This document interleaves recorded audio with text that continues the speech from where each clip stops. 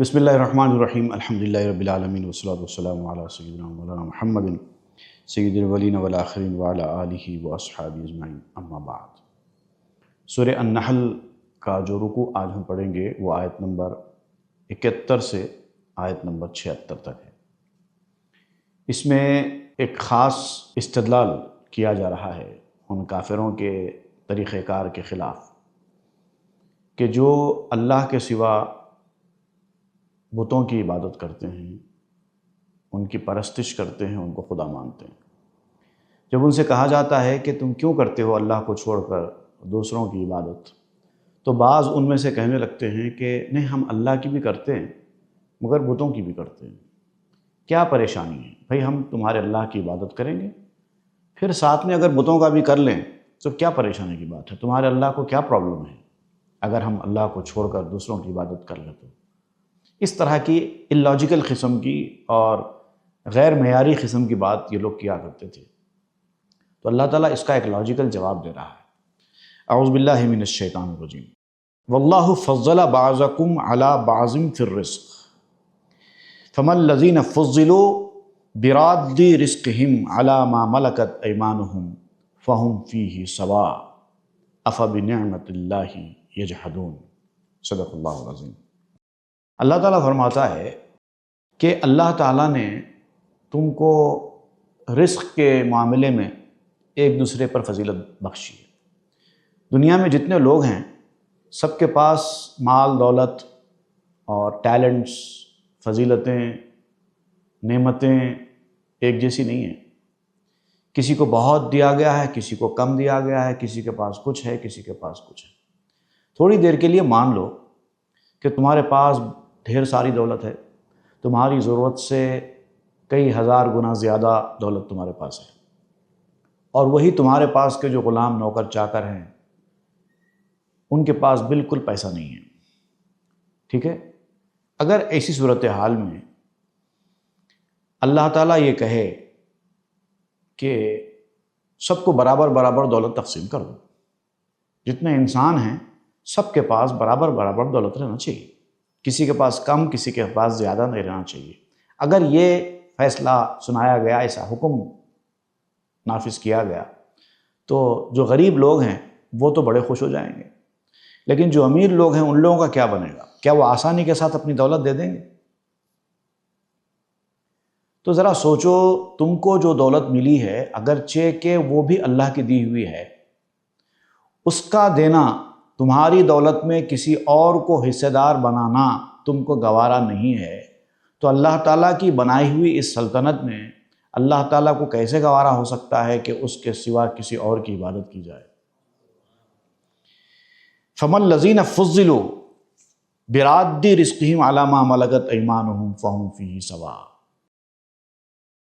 اب بتاؤ، کیا وہ لوگ جنہیں برتری بخشی گئی ہے، جنہیں اونچا مقام دیا گیا ہے، جن کو زیادہ دولت دی گئی ہے، کیا وہ ان لوگوں کو اپنی دولت دینے والے ہیں جو ان کے تابع ہیں، جو ان سے کم دولت رکھنے والے ہیں؟ اگر ایسا کریں گے تو سب برابر ہو جائیں گے، سارے انسان برابر ہو جائیں گے۔ اچھا ہی ہے نا، سب کے پاس اگر برابر برابر دولت آ جائے۔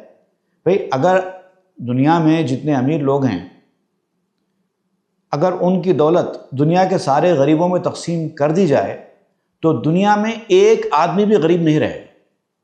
اتنی دولت ہے دنیا میں کہ ایک آدمی بھی پوری دنیا میں غریب نہیں رہے، سب کے پاس مال دولت آ جائے۔ لیکن کیا ایسا ہو سکتا ہے؟ کیا یہ لوگ جو کروڑ کروڑ کی دولت رکھتے ہیں، کیا کسی کو اپنی دولت تقسیم کرنے لیے تیار ہو سکتے ہیں؟ حالانکہ وہ خود ان کی نہیں ہے، وہ تو خود اللہ کی دی ہوئی ہے، تو تیار نہیں ہوتے۔ اگر یہ لوگ خود کی دولت اگر رکھتے اپنے پاس تو ذرا سوچئے کیا ہوتا تھا۔ افبنعمت اللہ یجحدون۔ تو اب اس کے بعد بھی کیا تم اللہ تعالیٰ کی نعمتوں کا انکار کرتے ہو؟ یہ جو نعمتیں تمہارے پاس ہیں یہ تو خود اللہ کی دی ہوئی ہیں، جس کو تقسیم کرنا تم کو گوارا نہیں ہے، اور اللہ تعالیٰ کے بارے میں کہتے ہو کہ اللہ کو کیا پریشانی ہے، ہم کسی اور کی عبادت کر لیں، کسی اور کو خدا مان لیں تو۔ واللہ جعل لکم من انفسکم ازواجا وجعل لکم من ازواجکم بنین وحفدۃ ورزقکم من الطیبات۔ تم جن کی عبادت کر رہے ہو انہوں نے تم کو کیا دیا ہے، کبھی اس پر غور کرو۔ جن کو تم خدا سمجھتے ہو ان خداؤں نے تم کو اب تک کیا دیا ہے؟ زندگی دی، صحت دی، مال دولت دیا، کیا دیا؟ کچھ نہیں دیا۔ جبکہ اللہ کا معاملہ ایسا ہے کہ اللہ تعالیٰ نے نہ صرف یہ کہ تم کو حیات بخشی، زندگی بخشی، بلکہ تم دنیا میں اکیلے نہ ہو جاؤ اس کے لیے تمہارے جوڑے بھی بنا دیے دنیا میں، تاکہ تم اپنے جوڑوں کے ساتھ ہنسی خوشی زندگی گزار سکو۔ اور پھر تمہارے ان جوڑوں کے ساتھ تم کو بیٹے دیے، پھر اس کے بعد بیٹوں کے بیٹے ہوئے، تمہارا ایک گھر بنا، تمہاری ایک زندگی ہوئی، پہلے اولاد ہوئی، پھر اولاد کی اولاد ہوئی، اس طرح سے تمہارا کنبہ بڑھ گیا، تمہارا ایک خاندان بن گیا، تم خاندان کے ساتھ زندگی گزار رہے ہو اس دنیا میں۔ وَرَزَقَكُم مِّنَ الطَّيِّبَاتِ، اور جو اچھی اچھی چیزیں ہیں، پاکیزہ چیزیں ہیں، ان میں سے تم کو رزق بھی دیا۔ دنیا میں یوں تو بہت ساری چیزیں ہیں اللہ نے پیدا کی، اس میں سے کچھ طیبات نہیں ہیں جو تمہارے کھانے کی نہیں ہے۔ اتنی سمجھ بھی تم کو دی کہ کیا چیز تمہارے کھانے کی ہے، کیا چیز تمہارے کھانے کی نہیں ہے، یہ بھی تم کو سمجھ میں آئے۔ اور جو چیز سمجھ میں نہیں آ سکتی اس کے بارے میں احکام نافذ کیے کہ فلاں چیز تمہارے کھانے کی ہے، فلاں چیز تمہارے کھانے کی نہیں ہے، سب ہدایتیں دی، ہر چیز۔ أَفَبِالْبَاطِلِ يُؤْمِنُونَ وَبِنِعْمَةِ اللَّهِ هُمْ يَكْفُرُونَ۔ اب اتنا سب کرنے کے باوجود یہ لوگ باطل پر ایمان لاتے ہیں اور اللہ تعالیٰ کی مہربانیوں کی ناشکری کرتے ہیں۔ باطل سے مراد یہاں پر مفسرین نے شیطان بھی لیا ہے، اور نعمت اللہ سے مراد رسول اللہ صلی اللہ علیہ وسلم لیے۔ تم اب بھی اللہ کے دشمن شیطان کی بات سنتے ہو، اس کی باتوں پر عمل کرتے ہو، اور جو اللہ کی نعمت ہے تمہارے لیے اللہ نے نعمت بنا کر بھیجا، ان کی باتوں کو نظر انداز کرتے ہو، ان کا انکار کرتے ہو۔ وَيَعْبُدُونَ مِن دُونِ اللَّهِ مَا لَا يَمْلِكُ لَهُمْ رِزْقًا مِّنَ السَّمَاوَاتِ وَالْأَرْضِ شَيْئًا۔ اور یہ لوگ وہ ہیں جو اتنا سب جاننے کے باوجود ایسی چیزوں کی عبادت کرتے ہیں اللہ کو چھوڑ کر، ان معبودوں کو خدا مانتے ہیں، ان کی عبادت میں لگتے ہیں، جو آسمانوں میں اور زمین میں کچھ دینے کا اختیار ہی نہیں رکھتے۔ ان کی چلتی ہی نہیں ہے، نہ آسمانوں میں چلتی ہے نہ زمین میں چلتی ہے۔ وَلَا يَسْتَطِيعُونَ، اور وہ چلا بھی نہیں سکتے۔ جو چلتا ہے صرف اللہ تعالیٰ کا حکم چلتا ہے، فیصلہ چلتا ہے۔ تو جس کے ہاتھ میں سرے سے کچھ ہے ہی نہیں، جن کی اپنی کوئی زندگی نہیں ہے، جن کا کوئی وجود ہی نہیں ہے، ان کو خدا سمجھ کر ان کی عبادتوں میں لگ جانا، یہ انسان جیسے عقل والے کے لیے کسی طرح سے زیبا نہیں ہے۔ فَلَا تَضْرِبُوا لِلَّهِ الْأَمْثَالَ۔ اب اللہ کو سمجھنے کے لیے تم جب کوشش کرتے ہو تو یہ مطالبہ کرتے ہو کہ اللہ کی طرح کیا ہے ہم کو بتاؤ، ہم مانیں گے، یا خود اپنے طور پہ اللہ تعالیٰ کی مثالیں بیان کرتے ہو، نہیں، اللہ وہ ذات ہے جس کی کوئی مثال بیان نہیں کی جا سکتی۔ اللہ کو سمجھنے کے لیے دنیا کی چیزوں کا سہارا نہیں لیا جا سکتا، تو یہ کوشش مت کرو اللہ کو سمجھنے کے لیے کوئی مثالوں کے ذریعے سمجھنے کی۔ اللہ تعالیٰ خود اگر تم کو کچھ سمجھانا چاہے اور مثالیں دے تو یہ اس کے لیے زیبا ہے۔ بندے اللہ کی معرفت کے لیے مثالیں نہیں پیش کر سکتے۔ ان اللہ یعلم وانتم لا تعلمون، کیونکہ اللہ تعالیٰ کا جو معاملہ ہے، اس کی جو ذات ہے، اس کی جو صفات ہے، اس کی جو قدرت اور حول ہے، جو اس کی قوت ہے، جو اس کے مظاہر ہیں، جو اس کے تخلیق کے کمالات ہیں، یہ اللہ کے سوا کوئی جانتا ہی نہیں۔ یہ سب اللہ خود جاننے والا ہے، تم تو سمجھ ہی نہیں سکتے۔ ضرب اللہ مثلا عبدا مملوکا لا يقدر على شيء ومن رزقناه منا رزقا حسنا فهو ينفق منه سرا وجهرا۔ اب یہاں پر اللہ تعالیٰ ایک مثال دیتے ہوئے سمجھاتا ہے کہ ایک بندہ ہے جو کسی کے تابع فرمان ہے، کسی کے کنٹرول میں ہے، اس کے ہاتھ میں کچھ بھی نہیں ہے، کسی چیز کے اوپر اس کا اختیار نہیں ہے، کچھ نہیں کر سکتا۔ کسی ایک چیز کا مطالبہ آپ اس سے کریں گے وہ پورا نہیں کر سکتا، ایک ایسا بندہ ہے۔ اور دوسرا ایک ایسا بندہ بھی ہے جس کو ہم نے اپنے پاس سے رزق حسنہ دیا، بہت کچھ دے دیا، اس کو مال دولت ہر چیز دے دی، فَهُوَ يُنْفِقُ مِنْهُ سِرًّا وَجَهْرًا، اور پھر وہ اللہ کی دی ہوئی اس نعمتوں میں سے، اللہ کے دیے ہوئے اس رزق میں سے کبھی اللہ کے راستے میں چھپا کر خیرات کرتا ہے، کبھی دکھا کر کرتا ہے، جیسی ضرورت ہے ویسی کرتا ہے، مال دولت خرچ رہا ہے، اللہ کا دیا ہوا مال اللہ کے راستے میں خرچ رہا ہے۔ ایک وہ بندہ ہے، ایک وہ بندہ ہے جس کے پاس سب کچھ ہے اور وہ اپنے اس سب کچھ کو اللہ کے راستے میں نیک کاموں میں خرچہ کر رہا ہے، اور ایک وہ بندہ ہے جس کے پاس کچھ ہے ہی نہیں، کچھ اختیار ہی نہیں ہے، کچھ نہیں کر سکتا۔ دو قسم کے بندے، هل یستوون، کیا دونوں برابر ہو سکتے ہیں؟